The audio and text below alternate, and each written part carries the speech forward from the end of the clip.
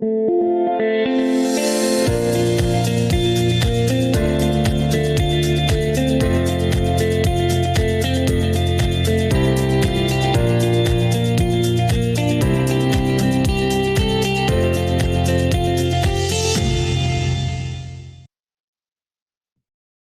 selamat datang di Leader Sharing di saat ini, dan teman-teman semua, saya mau nyapa semua leader-leader 3i Indonesia dan agen-agen 3i terkasih dimanapun berada.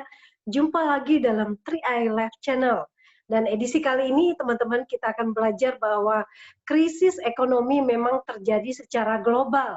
Namun mereka dengan kemampuannya, kemampuan untuk beradaptasi dengan cepat itu akan lebih menguasai keadaan dan juga tidak akan hanyut dengan krisis global yang sedang melanda dunia ini. Nah, pastikan teman-teman juga menjadi seorang yang sudah mahir dalam beradaptasi selama beberapa bulan masa pandemi ini, namun kita bisa mengelola keuangan, bisa mengelola cash flow dengan baik, dan juga mengelola bisnis serta mendapatkan peluang-peluang usaha yang membantu kita melejit dan bertahan ya di masa pandemi ini. Ya, datang dari Bali kali ini di siang ini ya teman-teman semua, kita belajar dari seorang wanita tangguh. Jadi kalau setiap kita tentunya punya kemampuan untuk beradaptasi dan juga survive dalam segala keadaan, karena kita sudah diperlengkapi dengan kemampuan oleh Tuhan untuk bisa kreatif, inovatif, dan mampu untuk beradaptasi dengan cepat. Nah, sekarang pertanyaannya adalah kembali kepada diri kita sendiri. Apakah kita mau atau tidak? Nah, kali ini kita melihat satu fakta di Bali adalah salah satu pulau dengan imbas paling dahsyat. Ini saya membacakan karena ini saya merasa tulisannya sangat bagus sekali, dan COVID-19 memukul telak salah satu pulau wisata terbaik di dunia yang dimiliki oleh Indonesia tentunya. Kompas mencatat bahwa Bali mengalami kerugian 9,7 triliun setiap bulannya sejak pandemi COVID-19 ini terjadi. Bisa dibayangkan ya betapa seriusnya kerugian yang dialami di Bali. 70% ekonomi Bali disokong dari sektor pariwisata. Tentu saja mengalami goncangan paling parah. Namun, hebatnya di tengah kondisi yang babak belur tersebut, beberapa leader dahsyat dari Bali justru melejit. Semakin tinggi penghasilan mereka di 3i Networks, justru stabil bahkan cenderung meningkat. Hal ini didukung oleh kecepatan mereka beradaptasi terhadap situasi dan kekuatan leadership tim yang ada di sana. Nah, teman-teman sudah tidak bukan rahasia lagi karena dari semalam sudah diumumkan siapa bintang tamu kita leadership training di siang ini, dan berikut saya akan bukakan slide edifikasinya.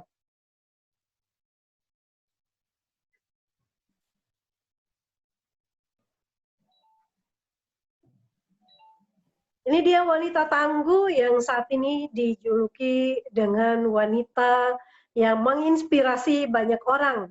Ibu Evi, Platinum Agency dari Bali, seorang ibu rumah tangga yang telah membuktikan bahwa bisnis ini layak untuk diperjuangkan.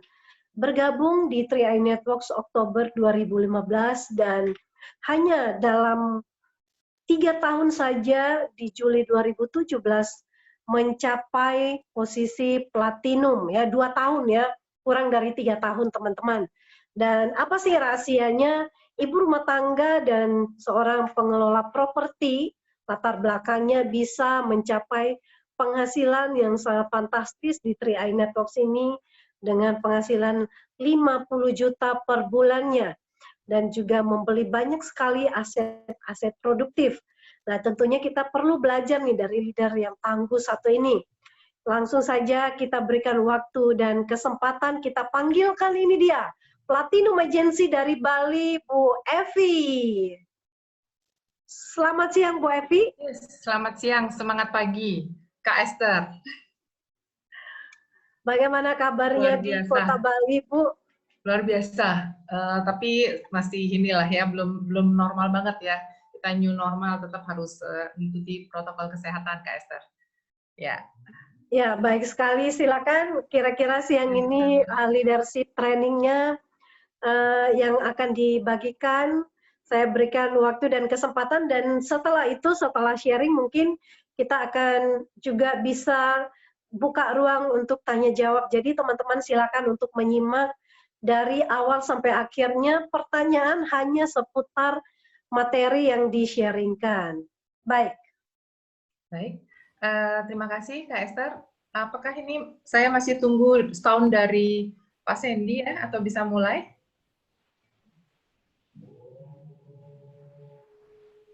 Saya bisa mulai, Master? Ya, silakan Bu. Ya, silakan. Oke. Selamat pagi semuanya, teman-teman TN Networks dimanapun berada. Senang sekali berjumpa dengan rekan-rekan semua. Semoga selalu dalam keadaan sehat, ya, tidak kurang suatu apapun. Baik, tadi sudah diperkenalkan sekilas. Saya dengan Evi, saya berasal dari Bali. Saya ibu rumah tangga dengan 2 orang putri. Dan saya sangat bersyukur berada di bisnis ini, yang mana memang dari awal tujuan saya ikut dalam bisnis ini adalah untuk mendapatkan financial freedom bersamaan dengan financial crime. Nah, awalnya saya sempat bekerja sebagai karyawan juga, teman-teman ya. Dulu di sebuah hotel berbintang, dan juga saya pernah kerja di perusahaan otomotif ya, multinasional. Sebelum saya usaha bergerak di bidang properti. Jadi itu saya tayangkan gambar, kalau teman-teman tahu atau sering melihat gambar ini ya, the cash flow quadrant ya. 4 tahap mencari nafkah di dunia ini, tidak ada yang salah, semua ini adalah pilihan. Dan saya sudah melewati masa saat saya jadi A atau employee, kemudian self-employee, dan bersyukur di TN Network ini saya sudah pindah ke kuadran kanan. Nanti kita akan sharing lebih lanjut ya. Ini kegiatan saya waktu di proyek ya, di properti. Nah, selanjutnya terjadilah sesuatu, teman-teman ya. Waktu itu menjelang akhir tahun 2015, terjadi krisis ekonomi. Ya, banyak sekali rekan-rekan saya yang dirumahkan, banyak juga yang di PHK, seperti itu ya. Dan itu berdampak juga terhadap usaha saya di bidang properti saat itu. Ya, di 2015 akhir, saya ingat sekali. Dan yang luar biasanya ya, kondisinya itu luar biasa sekali bagi saya ya. Saat itu saya benar-benar tidak ada tabungan yang mencukupi ya. Kemudian ditambah lagi memang saat itu properti tidak ada transaksi sekian bulan, kemudian ditambah hutang menumpuk, kartu kredit ya. Tapi Tuhan luar biasa ya, Tuhan membantu saya tepat pada waktunya ya. Ada seseorang teman, yang mana teman itu baru saya kenal, ya baru sekitar 2 minggu ya, teman baru. Kemudian beliau namanya Ibu Mega, beliau mengajak saya di bisnis ini. Ya, saat itu saya diperkenalkan oleh yang saat ini upline saya, yaitu Bapak Watana Beto Goal Agency, untuk program ini. Dan saat itu juga, walaupun dalam kondisi susah ya, lihat tampang saya itu ya, tampangnya benar-benar lagi kusut saat itu, teman-teman ya. Itu saya memutuskan untuk join langsung. Di awal saya join waktu itu 350.000. Saat itu pas di dompet ada uang 400.000 saya bayar saat itu juga. Karena saya merasa ini adalah kesempatan yang luar biasa. Ya. Dan selanjutnya mulailah saya, teman-teman, mulailah saya berproses. Hal ini tidaklah mudah ya, karena ini benar-benar bidang asuransi, bidang keuangan, bidang investasi ini adalah hal yang baru pertama kali saya lakukan. Ini saya mengosongkan gelas, saya rendahkan hati saya buka jubah saya lupakan, saya taruh semua ilmu atau pengalaman yang pernah saya miliki selama ini di pekerjaan atau bidang usaha saya sebelumnya. Saya rendahkan hati saya untuk belajar dengan leader-leader saya yang kebetulan dari usia jauh lebih muda ya, dengan Bapak Watana Beto Goal Agency dan Bapak Arya Wirajaya Crown Agency. Jauh lebih muda usianya daripada saya, tapi saya sungguh-sungguh ingin belajar dan untuk ini, teman-teman. Disinilah saya berproses dan di tim saya sebagian besar leader-leadernya adalah wanita. 95% adalah wanita ya. Tapi tahun 2020 ini sepertinya mulai muncul leader-leader pria ya di grup saya. Nah, ini sebagian kecil saja ini perjuangan dari tim saya ya. Ada yang mengajak anak, bahkan mengajak cucunya gitu ya. Dan banyak lagi perjuangan-perjuangan dari kami semua bersama-sama berproses di bisnis ini. Nah, setelah berproses, singkat cerita ya, saat yang sangat membahagiakan bagi saya adalah saat tim saya satu persatu bisa wujudkan impiannya. Sekali lagi, ini hanya sebagian kecil yang saya tayangkan dari banyak sekali tim saya yang bisa wujudkan impiannya dari bisnis ini ya. Ada yang dari Denpasar ini ya, ada yang dari Sulawesi Tengah, ada yang dari NTT seperti itu ya. Beberapa impiannya kendaraan roda 4, kemudian rumah tinggal, dan bahkan bahkan ada salah satu dari mereka yang mereka punya anak 4 ya, sudah menikah lama bertahun-tahun, belum juga punya rumah. Tapi dari TPN Network ini, kalau bisa gunakan slip bonusnya untuk membeli rumah idamannya di Pulau Bali. Luar biasa ya. Dan selanjutnya, berjalan waktu, puji Tuhan, saya dilayakan di bulan ke-20 ya, saya ingat di bulan ke-20 dari saya join, dilayakan untuk menjadi New Platinum Agency, dan di sini saya sangat yakin bukan karena hebatnya saya, tapi karena support dari teman-teman dan para leader yang luar biasa di tim saya. Seperti itu teman-teman. Nah, inilah bonus perdana di Platinum pertama saya saat itu. Saya sungguh luar biasa, walaupun teman-teman, saya di properti pernah meraih beberapa, artinya sejumlah angka yang jauh lebih besar, tapi di sini sangat luar biasa. Di sini saya sangat merasakan perjuangannya untuk angka ini, perjuangan dan kebersamaan dengan tim saya untuk bonus seperti ini, dan luar biasanya bonus di sini cenderung stabil dan cenderung naik, teman-teman. Luar biasa 3 Networks.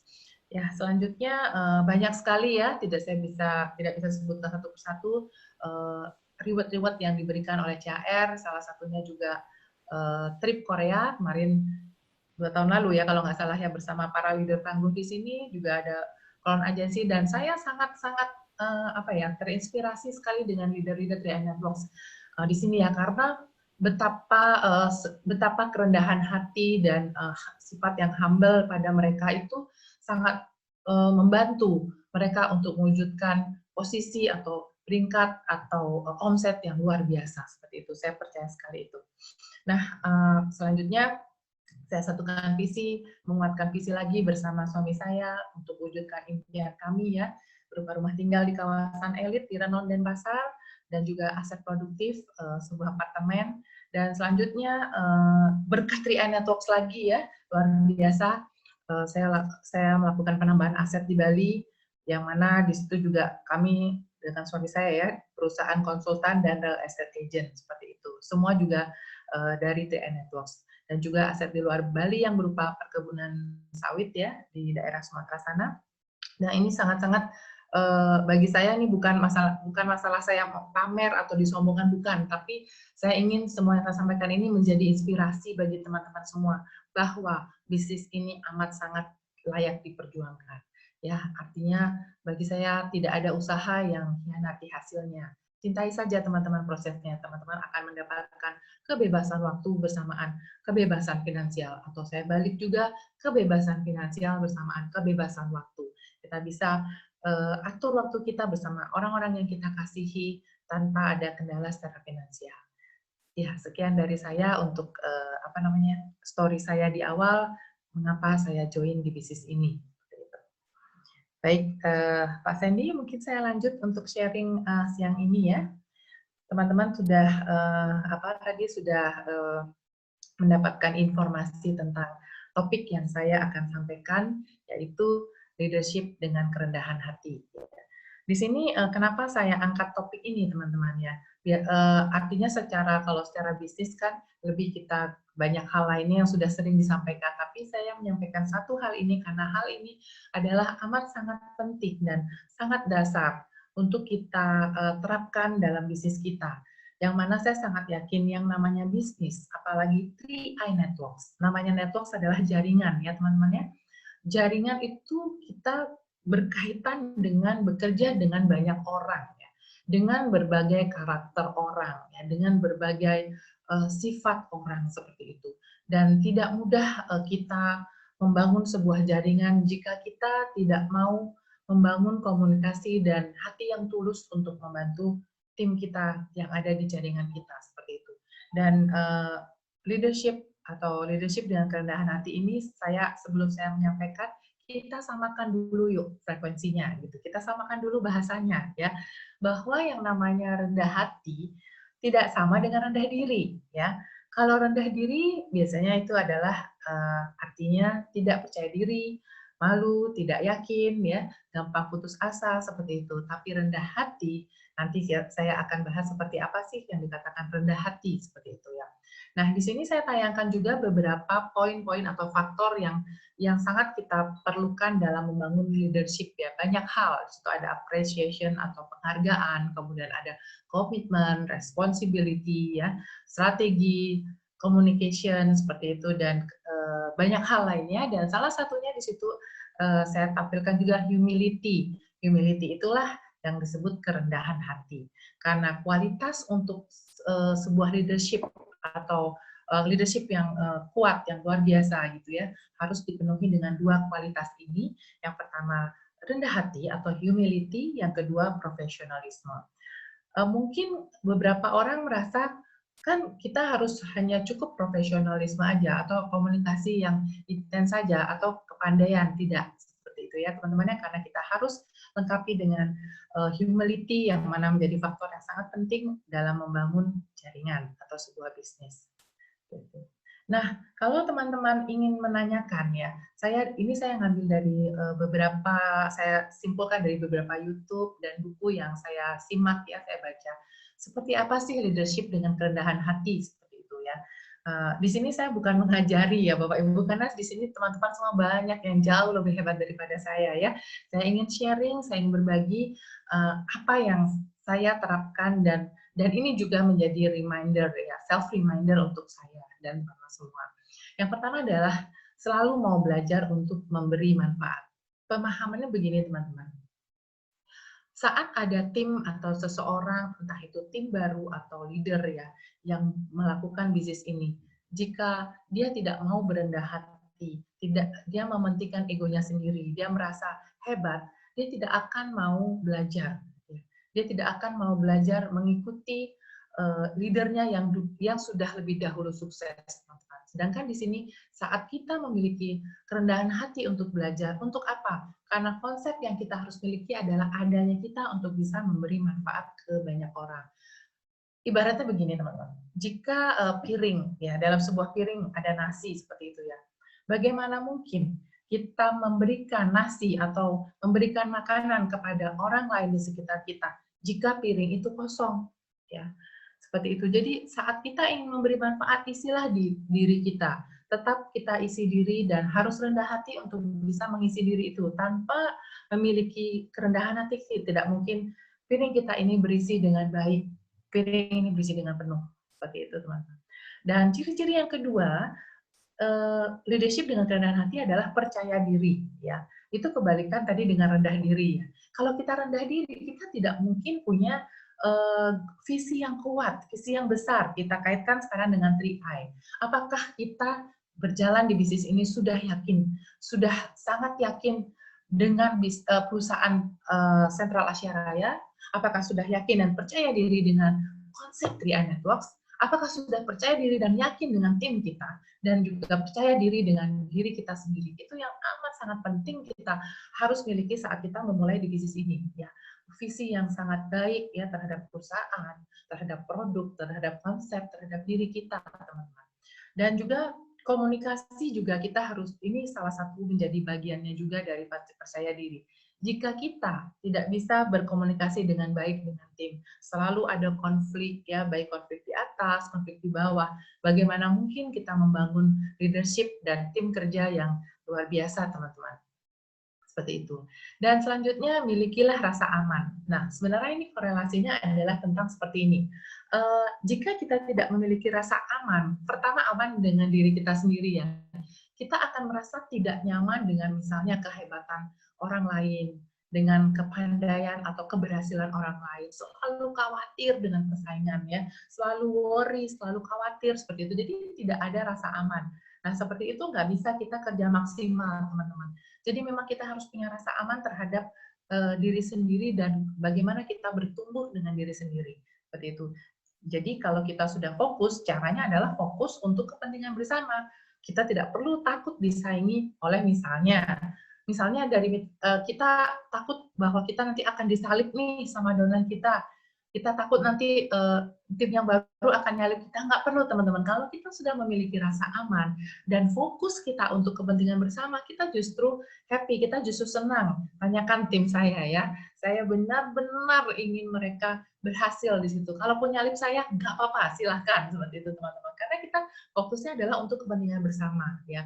Kita tidak masalah cepet-cepetan, siapa duluan-duluan, siapa yang belakangan, bukan. Tapi bagaimana fondasi kita buat dengan dengan komunikasi yang bagus dalam kebersamaan seperti itu teman-teman ya. Nanti saat fondasi sudah bagus, saat fondasi sudah kuat, semua akan berjalan dengan sangat indah seperti itu. Nah, berikutnya adalah jiwa melayani.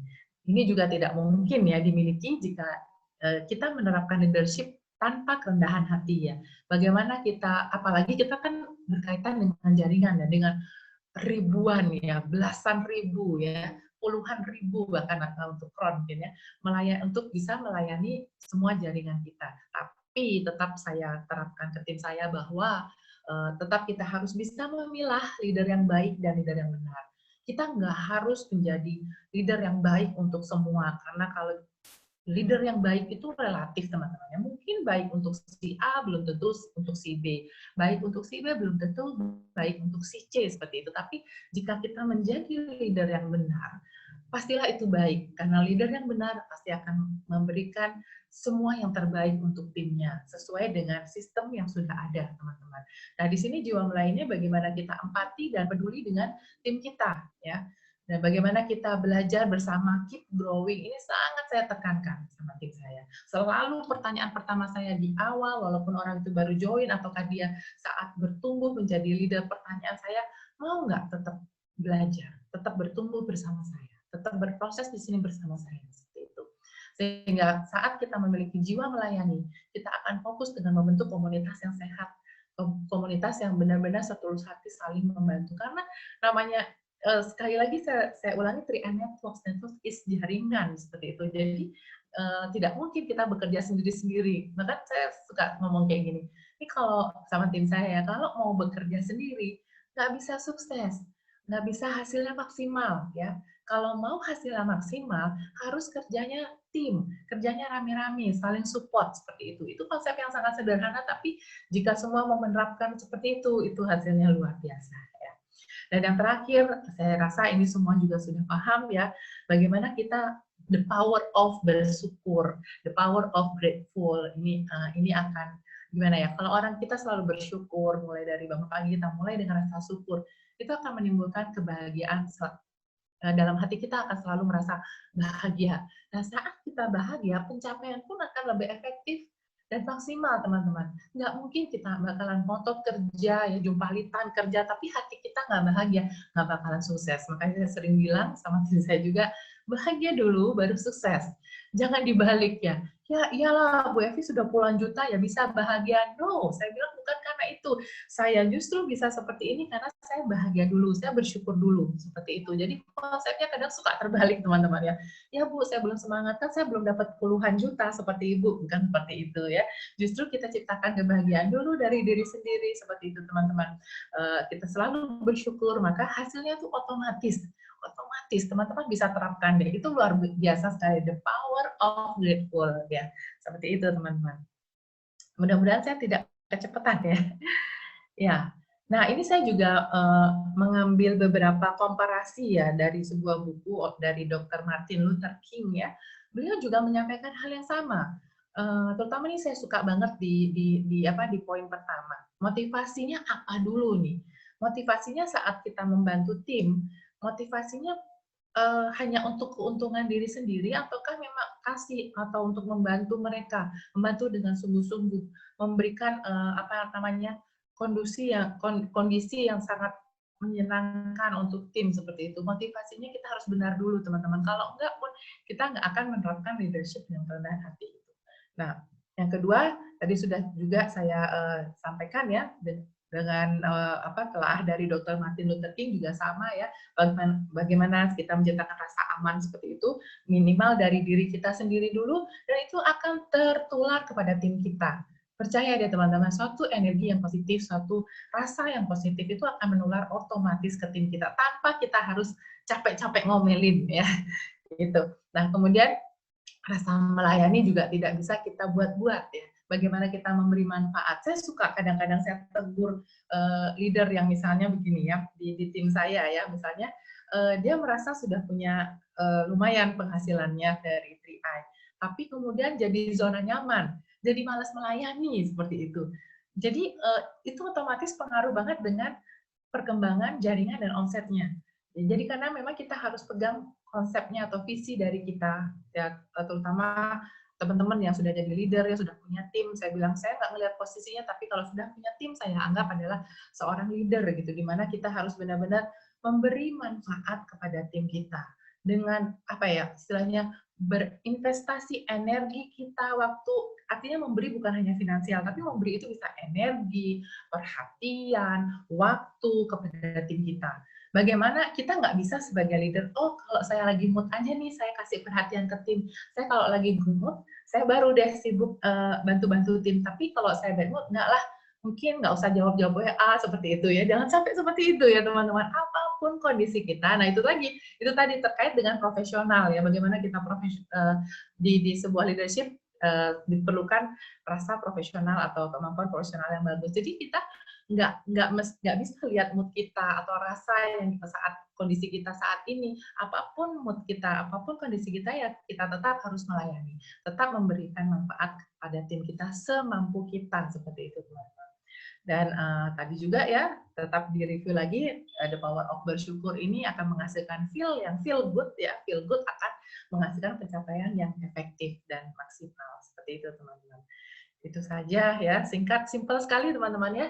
Jadi artinya sekali lagi bukan mengajari ya atau menggurui teman-teman semua di sini, pasti banyak yang jauh lebih hebat daripada saya ya, tapi semoga sharing singkat ini bisa berguna dan bermanfaat bagi teman-teman semua. Dan saya ada kutipan bagus yang saya juga ingin share bahwa tentang pemenang kehidupan, teman-teman. Pemenang kehidupan adalah orang yang tetap sejuk di tempat yang panas, ya. Orang yang tetap manis di tempat yang sangat pahit, ya. Bahkan orang yang tetap rendah hati meskipun telah menjadi besar, serta tetap tenang di tengah badai yang paling hebat, termasuk badai COVID ini, teman-teman ya. Ya, jadi maksud saya sama-sama kita mengalami badai ya, tapi bagaimana dan badai itu pasti berlalu, saya sangat yakin. Tapi bagaimana kita bisa bisa menari di tengah badai itu ya. Kita bukan menggerutu, kita bukan frustasi, tapi bagaimana kita bisa menari di tengah badai sampai selanjutnya badai itu pasti berlalu. Intinya teman-teman, kita ciptakan bahagia dulu, baru kita mental sukses. Itu saja dari saya, semoga bermanfaat. Salam dahsyat, pasti keren. Dahsyat, luar biasa sekali ya Bu Evi, sharingnya simple, singkat, tapi sangat nampol ya. Jadi teman-teman, serasa kita lagi makan di restoran yang sangat menyejukkan jiwa ya. Jadi buat teman-teman semua, kita bersyukur sudah dapat ilmu ya. Sangat simpel sekali, yang penting kita teamwork-nya jalan dengan kerendahan hati, tidak ada kepentingan diri sendiri atau agenda pribadi, tapi semuanya adalah teamwork ya. Karena sukses saya adalah sukses teman-teman juga adalah sukses saya, kita semuanya ya. Karena bisnis 3i Networks ini kan omsetnya omset nasional ya, jadi akan dibagi rata semuanya. Ini enaknya di sini nih, kerjanya bareng-bareng. Iya, nikmati hasilnya bareng-bareng ya Kak ya. Yes. Yeah. Oke. Saatnya mungkin untuk teman-teman yang sedang penasaran, ingin bertanya langsung dengan kakak cantik kita siang ini, silakan menulis pertanyaannya di kolom komentar ya yang ada di Zoom meeting, dan akan saya bacakan. Silakan, akan saya buka untuk 4 pertanyaan saja ya. Akan kami saring, akan kami seleksi pertanyaan terbaik yang akan dibacakan. Oke, sambil menunggu pertanyaan-pertanyaan datang, Kak Evi, ini kan masih ya ibaratnya wanita muda yang tangguh dan saat ini sudah punya apa ya aset produktif, punya bisnis yang sudah berjalan secara otomatis nih jalannya. Apa yang dirasakan sebagai wanita, ya wanita mandiri yang mungkin sebelumnya belum mengalami yang namanya kebebasan finansial, kebebasan waktu. Nah, bagaimana nih rasanya menjadi seorang wanita mandiri secara finansial dan juga apa nih dampak-dampak positif yang membuat KFV jadi jatuh cinta dengan bisnis ini? Oke, luar biasa. Kak Esther jangan dibilang muda ya, Oh karena iya kan iya udah iya. kuliah. Tapi makasih loh ya. Nomor rekening berapa? Ya, ya Kak Esther. Jadi tadi pertanyaannya bagaimana rasanya gitu ya. Yang jelas kalau singkatnya feel good pastinya, Mbak Esther. Jadi semenjak saya di sini ya, sangat beda sekali. Pertama dirasa ya, pada saat di properti kan saya hanya bisa membantu mereka yang punya ratusan juta atau miliar ya untuk membeli properti, betul nggak? Tapi di sini saya ini luar biasa sekali dan memang kisah nyata yang terjadi di tim saya. Saya bisa membantu orang yang dengan modal 50.000 ya, 5 sekali saya ulang lagi bukan 50 juta, 50.000 dia bisa membeli properti loh, atau dia bisa membeli kendaraan atau apapun yang dia inginkan. Karena terakhir yang terbaru nih teman saya dari NTT ya, tapi dia tinggal di Bali, merantau di Bali, dan dengan modal 50.000 tadi menjalankan bisnis ini, seorang ibu rumah tangga dengan anak 4 sekarang bisa mewujudkan rumahnya di Pulau Bali, di tempat yang strategis. Itu luar biasa bagi saya. Jadi yang saya rasakan adalah kesenangan mereka itu adalah sangat membahagiakan dan mengangkat energi saya. Itu yang saya rasakan. Kalau kebebasan waktu udah pasti otomatis di sini sangat fleksibel sekali ya waktunya saya yang mengatur waktu bukan waktu yang mengatur saya seperti itu. Kalau finansial ya teman-teman semua sudah tahu sesuai dengan peringkat dengan angka sekian bagaimana sekarang tinggal bagaimana kita menggunakannya dengan cerdas seperti itu Mbak Esther. Tidak seperti dulu ya sebelum saya ikut 3A ya nggak bijak secara finansial sehingga income besar juga malah hutang ya. Mungkin banyak di sekitar kita masih kayak gitu. Harus kita bantu tuh dengan program ini. Baik, luar biasa sekali ya. Jadi rasanya sangat menyenangkan tentunya dari mungkin kita ya namanya sebuah kebebasan finansial itu sangat menyenangkan. Apa saja bisa kita dapatkan. Nah, ini ada pertanyaan datang dari Agus Wanto Banyuwangi. Bu Evi, bagaimana trik menghandle tim yang maunya dimanja, dibantu selalu mau dibantu tetap dibantu meski omset sudah dibantu, omset grup A dan B tetap aja mau dimanja terus. Yes, oke. Pertanyaannya bagaimana cara menghadapinya ya? Bapak siapa tadi maaf? Pak Agus? Agus Wanto. Halo Pak Agus, salam kenal ya. Mudah-mudahan yang saya jawab ini bisa membantu ya, bisa menjadi solusi untuk Pak Agus dan teman-teman semua. Saya pun pernah merasakan seperti itu ya.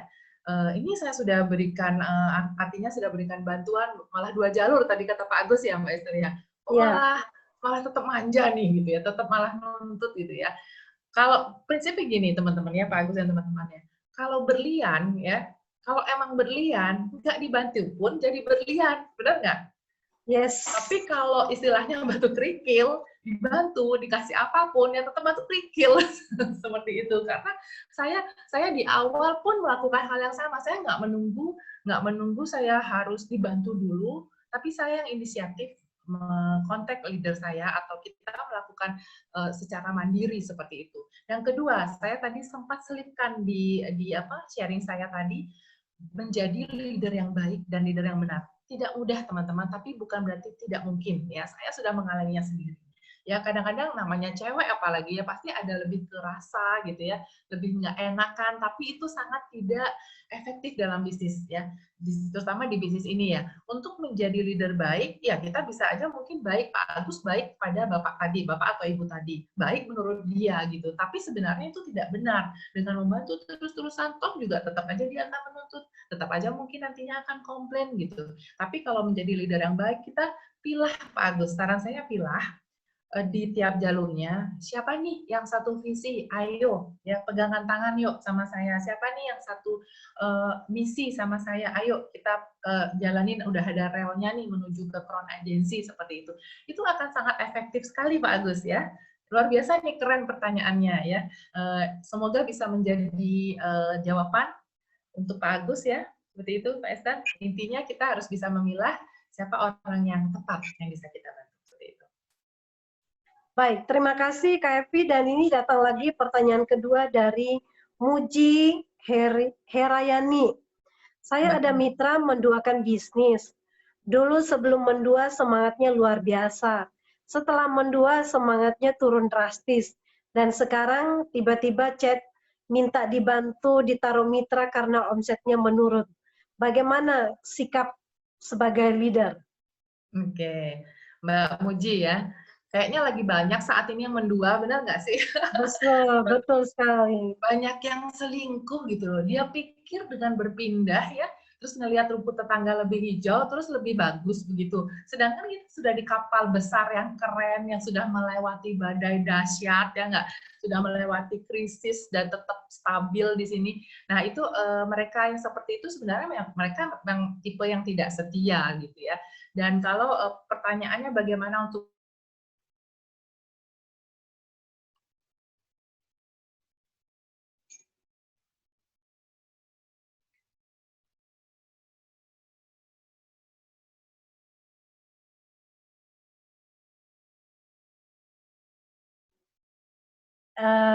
ini sepertinya koneksi sedang tidak mendukung, bersabar ya teman-teman ya.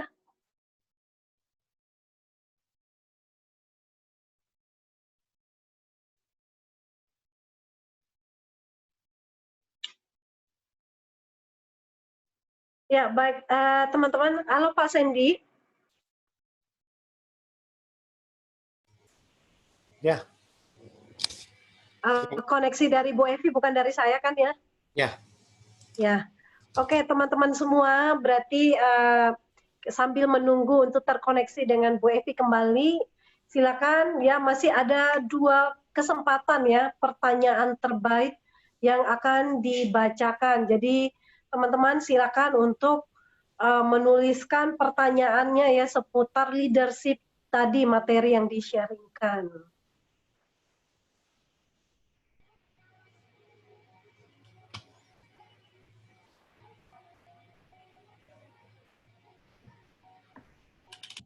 tadi saya ini ya putus koneksinya ya? Iya, tidak masalah. Iya, lagi nggak stabil memang di sini. Nggak tahu kenapa. Oke, lanjut. Oke, baik. Silakan dilanjutkan, Kak. Iya, sampai di mana tadi ya? Yang Ya, tentang ini, pindah ke lain hati. Jadi iya, kalau kapal dari kapal yang besar. saya banyak sekali, terutama masa pandemi. Justru gini ya, saat pandemi inilah saya bilang sama tim saya yang ngalamin rontok gini, gimana Bu rontok gitu ya. Saya bilang gini, ini nih masa detox, saya bilang detoksifikasi gitu ya, masa buang racun. Anggap aja itu racun yang memang harus di-detox. Sama kan kalau kita wajah, kalau cewek-cewek detox wajah kan pencet jerawat gitu ya, buang racun, jadi clean kan gitu ya, Mbak Esther ya. Sama, grup kita bakalan jadi lebih bersih, terus kita bakalan gampang memfilter orang-orang yang memang mau fokus aja sama bisnis ini. Jadi lebih enak. Toh untuk jadi crown kan kita hanya perlu istilahnya di setiap jalur beberapa bronze agency, benar nggak? Ya, untuk menjadi crown agency. Kita nggak perlu artinya kalaupun 1000 orang, tapi kalau semua parasit atau ada racunnya juga percuma, malah pusing seperti itu. Karena saya gini, Mbak Esa, saya orangnya simple dan suka kerja efektif gitu, seperti itu.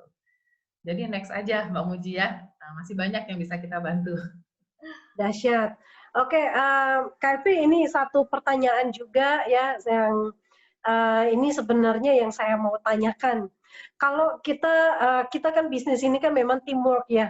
Bagaimana menghadapi mitra-mitra yang misalkan mereka tidak mau diatur, tidak bisa diatur, yang enggak teachable gitu ya, dan bagaimana juga untuk membangun tim yang tadinya mungkin mereka tidak aktif, kemudian mungkin dari follow up-nya ada tips-tips khusus seperti apa untuk membuat tim ini untuk bisa aktif dan juga teamwork-nya itu bisa jalan. Karena saya melihat untuk timnya KFV sendiri, teamwork-nya sangat solid dan kuat sekali. Mungkin selain hal-hal yang tadi di-sharing-kan, ada lagi tips-tips sederhana lainnya yang bisa dibagikan.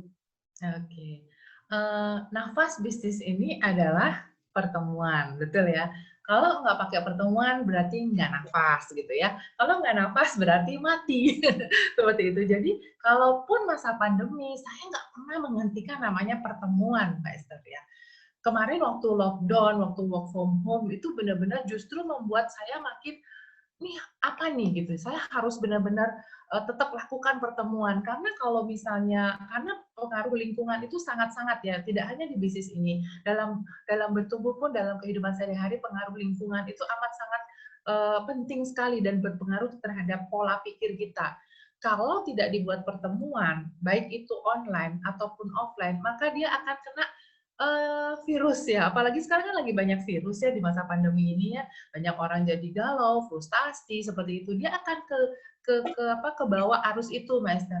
Nah, caranya dirapetin, tetap ada komunikasi itu benar-benar wajib, dan kerennya pada saat kita membuat pertemuan, anggaplah saat ini kan memang lebih banyak offline ya, kita saat ini bisa dibilang 90% lebih kita offline.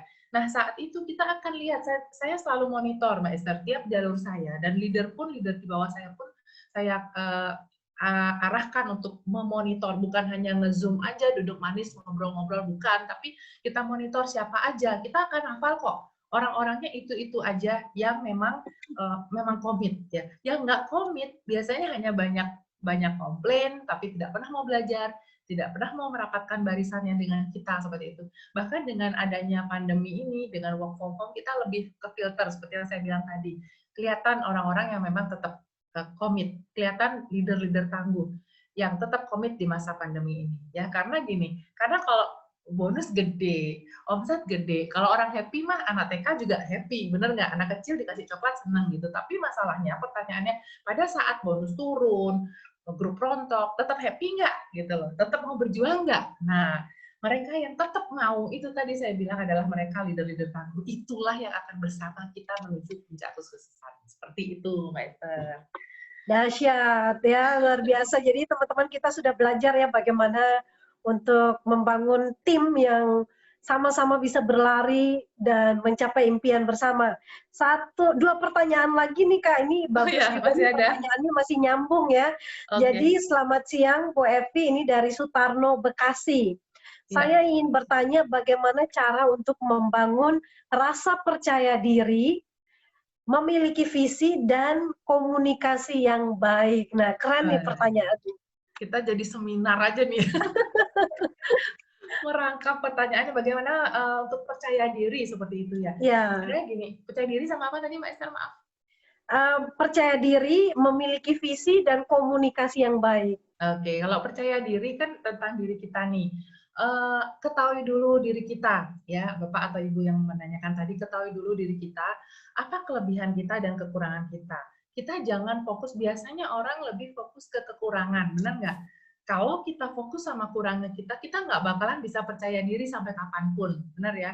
Saya begini, saya nggak bisa begini, kalau dia bisa, saya enggak, dia mampu, saya nggak mampu. Itu fokus sama kekurangan kita. Jadi memang yang pertama harus kenali diri sendiri dulu. Apa sih kelebihannya kita? Kita tidak ada yang sama, teman-teman. Kita nggak usah banding-bandingkan kita dengan yang lain. Kita pasti punya kelebihan. Setiap manusia diciptakan pasti punya kelebihan. Itu yang harus diasah lagi. Sering-sering bertemu dengan komunitas positif juga bisa menambah kepercayaan diri loh. Ya, karena saya terapkan ini, Mbak Esther, atau Bapak tadi yang menanyakan ya. Kalau timnya malu-malu, justru ayo ikut aja, ikut Zoom aja, dengerin aja nggak apa-apa. Kalau masih malu nggak bisa ngomong nggak apa-apa, ikut aja. Nah di situ dia akan masuk ke komunitas atau energinya kan positif tuh dalam Zoom itu ya. Itu akan pengaruh banget ke kita untuk menjadi percaya diri, seperti itu. Lebih sering berinteraksi. Kalau udah nggak percaya diri terus diem, terus galau, terus nggak ngomong, malah tambah nggak percaya diri, seperti itu. Jadi saya selalu ayo up, bangkit gitu. Jadi akan lebih semangat yang bersangkutan, seperti itu, Mbak Esther. Kalau apa lagi tadi, visi. Membangun visi, iya. Visi berarti kan kita kalau misalnya di 3i ini jelas ya. Di awal kita harus punya visi dulu dong ya. Kalau visi perusahaan kita juga harus tahu, dan visi diri sendiri arahnya kemana. Kalau saya misalnya, oh saya ingin freedom time, freedom finansial. Jadi kalau sudah jelas visinya, atau saya visinya pengen membantu banyak orang, atau bisa bermanfaat bagi banyak orang di sekitar saya, dan melalui tim-tim saya jadi perpanjangan tangan untuk membantu rekan lainnya atau orang lainnya. Itu kalau visi itu udah jelas, walaupun ditolak, walaupun ada pandemi, ada wabah, nggak ngaruh, ya kan? Karena visinya udah jelas, goalnya udah jelas, ya kan? Mana lebih penting? Kita ditolak atau kita dihina, atau sama visi kita, seperti itu. Mana lebih penting, pandemi atau impian kita? Kan impian kita, seperti itu ya. Jadi memang visi, goal, impian memang harus kita yang bangun dari diri sendiri, seperti itu. Ya, baik. Luar biasa sekali jawabannya ya. Jadi sangat simpel banget ya membangun visi, menyatukan, memiliki visi itu tentunya menyamakan dengan perusahaan juga. Kemudian visi pribadi, jadi semuanya sinkron jadinya. Pertanyaan yang terakhir datang dari Avan Supandi dari Sumedang. Bu Evi, saya minta solusi. Mungkin ini sedikit out of box ya. Cara menghadapi situasi ketika jalur saya omsetnya besar, sedangkan jalur 2 dan 3 masih kecil. Pembinaan selalu datang dari tim besar. Di sisi lain saya ingin membangun tim kecil. Saya harus bagaimana dong, Bu? Yes, gampang itu Mas, semua ngalamin ya nggak Mbak Esther? Betul. Nggak mungkin rata semua gitu ya. Kalau rata semua nanti kita 3 bulan jadi kron kali ya. Nggak ada cerita yang seru ya nanti ya Kak ya. Saya udah lama kali jadi kron ya. Itu biasa dalam bisnis. Yang pertama poinnya gini deh.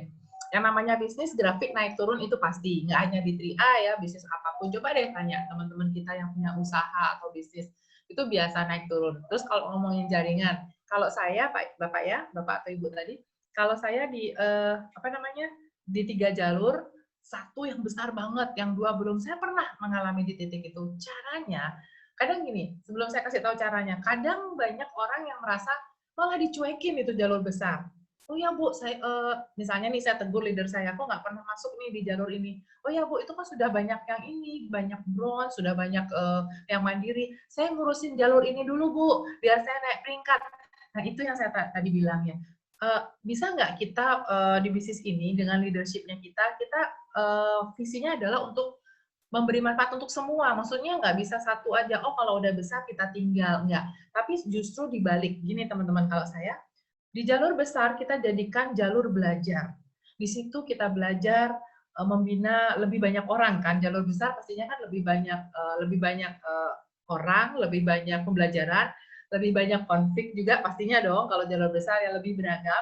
Di situ kita belajar, dan di jalur 2 dan 3 justru kita ajak atau tarik ke jalur besar untuk ikuti pembelajaran itu. Contoh misalnya kalau offline di rakor, kalau di tempat kami namanya rapat koordinasi. Tarik jalur kecil itu untuk mendapatkan energi positif dan keseruan-keseruan di jalur besar. Termasuk di Zoom. Justru pada saat di Zoom otomatis yang besar atau yang paling banyak kan grup besar dong ya. Nah, jalur kecil jangan ditinggalkan, ajak masuk. Ajak sama-sama di situ. Percaya teman-teman, energi itu menular teman-teman.